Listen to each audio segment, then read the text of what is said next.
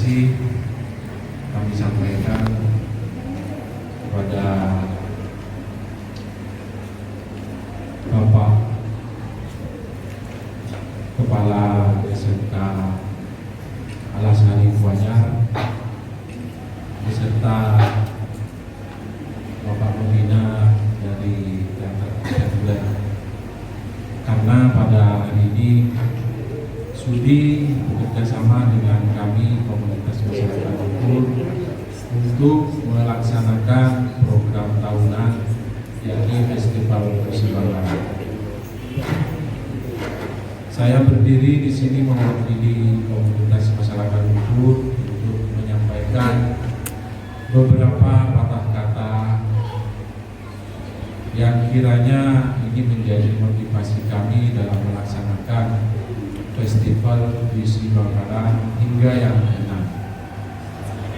Tidak banyak yang ingin disampaikan, namun apa yang menjadi tugas kami selama bertahun-tahun hanya sebagai bentuk bagaimana kita ingin meraih harapan terkait festival Puisi Bangkalan yang ke-6 ini ingin terus berlanjut hingga ke-7, 8 dan seterusnya.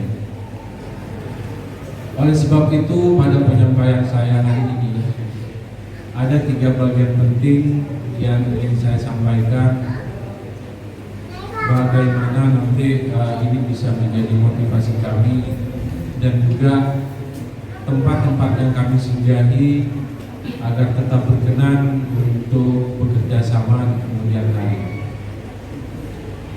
Pada tahun 2016 kita melaksanakan Festival Puisi Bangkalan yang pertama.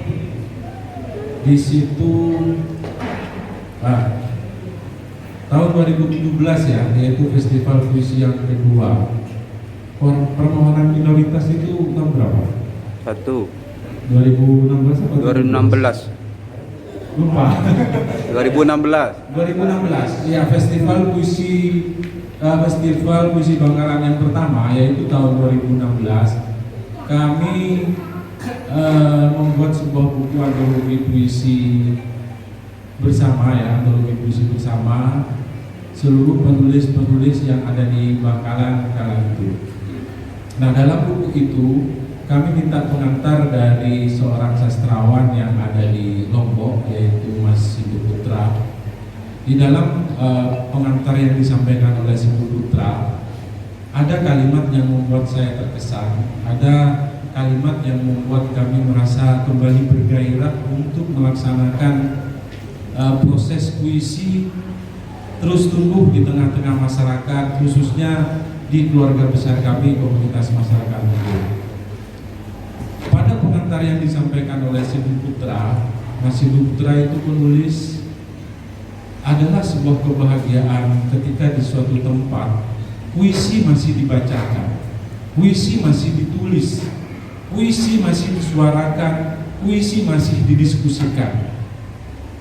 Jadi kalimat itu menandakan bahwa secara spesifik puisi merupakan ruang yang sangat dibutuhkan oleh kita semua. Sedangkan di sisi lain, barangkali puisi mulai pudar untuk diminati oleh masyarakat. Itu poin yang pertama yang ingin saya sampaikan. Lalu poin yang kedua, saya dan Pak Ruseki tahun 2018 menghadiri Muktamar Sastra di Situbondo. Pada tahun 2018 itu kami menghadiri orasi budaya dari Kiai Haji Mustafa Bisri. Pada penyampaian orasinya ada juga kalimat penting yang saya ambil, sekalipun tidak sama persis, barangkali ini rekaman saya karena saya tidak memegang HP, karena saya hanya mendengar kala itu. Jadi Pak Kiai Haji Mustafa Bisri itu menyampaikan bahwa sudah saatnya sastra menjadi panglima peradaban bagi masyarakat kita.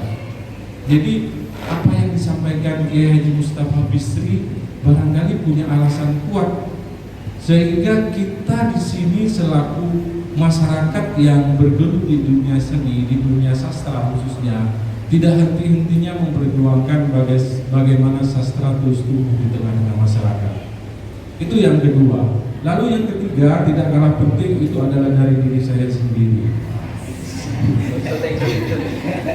Dari diri saya sendiri ialah sampai kapanpun, dalam keadaan bagaimanapun, seperti apapun, saya akan tetap cinta sama puisi.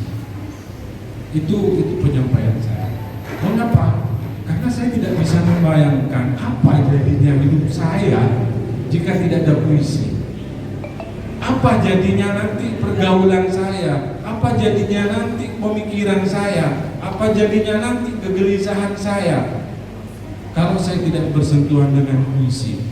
Barangkali apa yang saya sampaikan ini punya koneksi yang kuat dengan apa yang disampaikan oleh Kiai Haji Mustafa Bisri, yang menyampaikan sudah saatnya sastra itu menjadi panglima peradaban. Karena sesungguhnya sastra mengajarkan, khususnya puisi, bagaimana kita berpikir mengenai aspek-aspek makna kehidupan yang terjadi di dalam diri kita. Bagaimana mungkin kita bisa mengetahui pengertian-pengertian hidup kalau kita tidak bersastra?